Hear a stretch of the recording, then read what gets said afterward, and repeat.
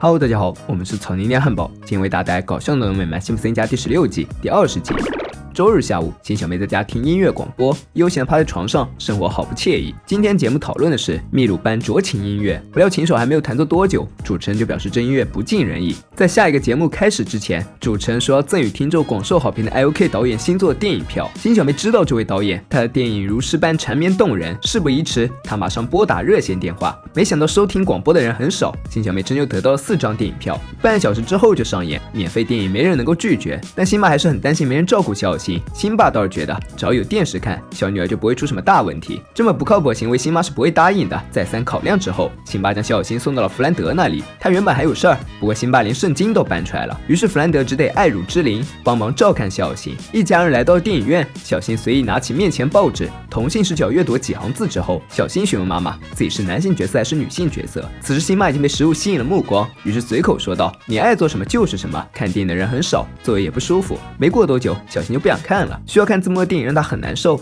接着辛巴也不想看了，抬起屁股就想走，可惜抬不起来了。另一边，弗兰德在教小新走路，他学得很快，走到柜子面前就拿起里面的娃娃仔细观看。弗兰德告诉他这是他谦卑陶瓷小人藏品。见小新很喜欢他们，弗兰德决定给他看看剩下300个。谁知帘幕拉开，里面娃娃全部支离破碎，最下面一层放了一张纸条：“我的错，侯默，真是情理之外意料之中的事情。”电影结束，金小梅还忍不住黯然神伤，她非常同情那些村民，因为他们要沦落到喝自己的眼泪。小新全程没有关注电影内容，顺便还给前面的哥们儿换了个发型。此时小新已经在弗兰德的怀里睡着了，托德罗德正在模拟最后的晚餐。尤大雄，你为什么不吃饭呢？我吃不下去，因为我清楚自己罪孽深重。让儿子们都上楼睡觉后，亲妈来到了弗兰德家，他很感谢他帮忙照顾小新，还打算拿出一些钱来犒劳他。弗兰德当然没有收下，虽然自从大型连锁超市开进镇后，他佐尔玛超市生意就一天不如一天。新妈环顾了房子四周，他建议弗兰德如果需要钱，可以选择租掉一间房。弗兰德略加思索，也许当个房东也不错。消息放出去后，很多人前来租房，但符合条件却没有几个，比如还未成年小胖子，还有喜欢到处扔猫的猫老太。最后登门是2位乖巧女孩，她们自称是社区大学学生，说自己原来住处是男女混住，受不了眼前时时出现穿着浴袍的男孩子。家们如此可怜，弗兰德深表同情，马上就决定将房子租给2位女孩，将她们领到卧室门口。弗兰德表示她们可以在里面畅聊熟睡，攻读学位。谁知这2个女孩并不是看起来那样简单，将镜头摆好就开始搔首弄姿。小新已经正在网上冲浪，突然看到了一个浮动广告条，性感卧谈。在好奇心驱使下，小新点了进去，没想到竟然看到2个女孩子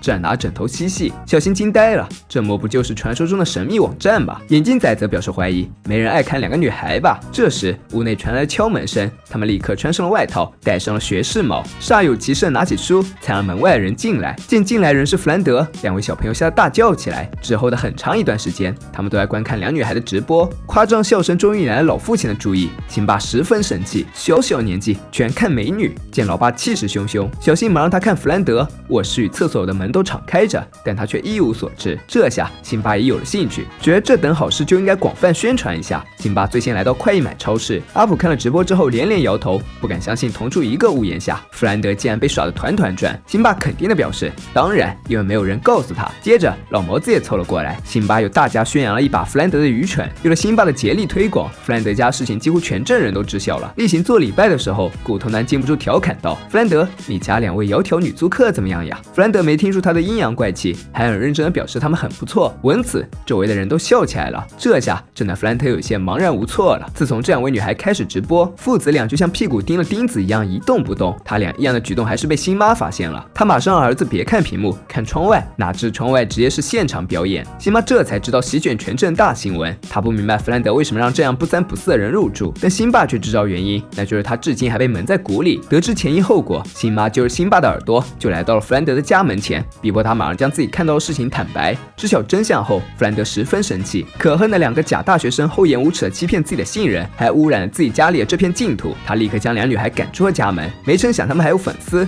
于是2人颇为高兴，在欢呼声中离开了。弗兰德简直难以置信，全城人都在背后笑话自己，看来辛巴就是他唯一的朋友了。老谋子打破他的幻想，告诉他，要是没有辛巴，他们根本就不知道他那满屋橙色。弗兰德还想挣扎一下，不料却得到辛巴肯定的回答，没办法，真是太热了。弗兰德这时才感受到眼前这些人对待自己深深的恶意，众目睽睽之下，他十分失望的独自回家了。见爸爸情绪低落，托德忙问他发生什么事了。他告诉儿子，曾因他觉得朋友们就像迦南人一样，直到今天才意识到他们更像是米甸人。这震惊两位小男孩。弗兰德失落地表示，真希望我们能生活在旧日的美国社会。这时他看到桌上的陶瓷藏品，那空出的座位仿佛就是给他留的。弗兰德看了看座底，宾州前辈镇制造，他当即决定这里就是他们的新家。作为整件事情的罪魁祸首，辛巴跟个没事人似的，该干嘛就干嘛。但辛巴和辛小妹可不能不管，他们觉得辛巴羞辱了这个家有史以来最好的朋友。迫于妻女的压力，辛巴拿个致歉花篮去给弗兰德赔罪，不料却在门上发现了一张字条：再见吧，春田镇，我们一家人搬走了，你们这是最后一次嘲笑我们了，最后一次。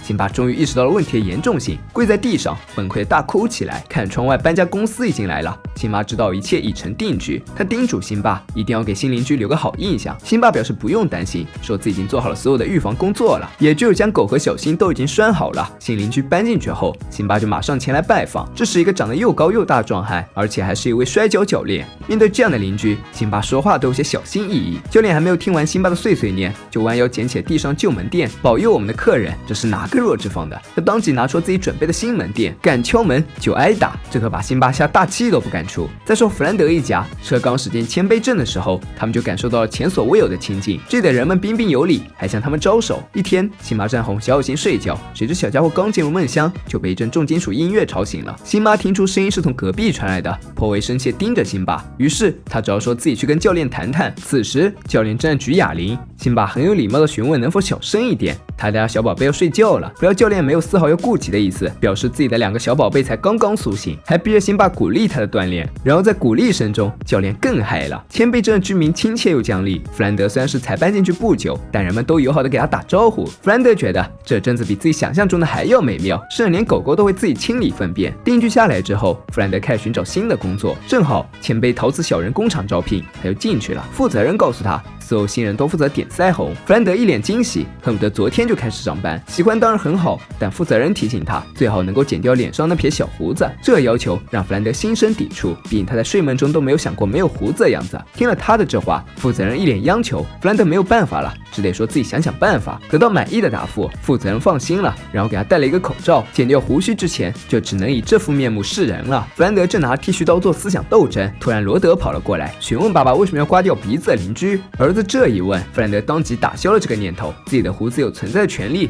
自己的身体应该自己做主。第二天上班的时候，弗兰德裹上了厚厚的围巾，遮住了半张脸。当胡须露出来的一瞬间，直接就让工人们吓得魂飞魄散。之后，弗兰德无论在哪里都尽情释放了他的小胡子，每一次都招来了镇民们的反感。终于有一天，他收到了一个陶瓷小人，阁下如履薄冰。另一边，辛巴在家看整蛊节目，突然电视又黑屏了，出门查看才发现电线被割断了。很显然，罪魁祸首就是教练。辛巴早上前就要同对方理论，无奈结果只又被羞辱了一番。这还没完，教练说他还在辛巴车里借点油。辛巴回忆，这油还是从弗兰德那里偷来的，猛然间还挺怀念他的。说着，他又哭着跑回家了。弗兰德正在家里观看报纸，今天是关于他自己的头版头条。这时，耳边传来一阵敲门声。打开门一看，没想到竟然是辛巴。面对昔日的好邻居，辛巴还想嘴硬，但很快他就低声下气求弗兰德回到春田镇。可弗兰德对于那件事还没有消气，只觉得自己不应该再回去当笑柄。辛巴解释说，想让他成为受人尊敬的榜样。他说自己这些年从弗兰德那里借过不少东西，但是有些东西自己是无法夺走的，那就是他的友善、彬彬有礼，当然还有对自己无限度的包容与忍让。他知道自己不配做他的邻居，但依然希望弗兰德能够回去。这一席话确实让弗兰德语气缓和了很多。他说自己正努力寻找一个新的开始，不过他这次开创之路注定夭折了，因为镇民们正围在他家门外阴阳怪气呢。弗兰德当即决定还是搬回春田镇。回去的第一件事就是要回自己的房子，不料教练死活不愿意搬。他喜欢这个房子，也喜欢辛巴的软弱，但弗兰德还是坚持要搬回来。于是教练打算以暴力相逼，谁知弗兰德轻轻松松就将他制服了。辛巴现在找到了靠山，一个板凳就砸了上去，这一天的憋屈终于都讨回来了。为了庆祝弗兰德的回归，辛巴还给他准备了一个惊喜，那就是全镇人一起开个大派对。弗兰德的一次搬家之旅折射出人性中的诸多问题，比如说为了自己的快乐而不在意一直会为当事人带来的伤害。也许整件事情对于辛巴来说只不过是一个与人同乐的玩笑，但在弗兰德的心中却是永远无法磨灭的伤痕。人类的悲喜无法相通，也许在你看起来只是一句话、一个玩笑，甚至转而就不会记得的一件事，在别人的心里却会膈应一辈子。有时候过于没心没肺，无异于将快乐建立在别人的痛苦之上，看似毫不费力就能获得快乐，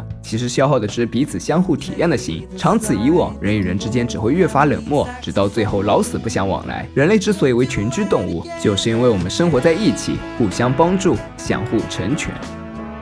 本期视频就到这里了，喜欢小伙伴别忘点赞、评论、关注，咱们下期见，拜拜。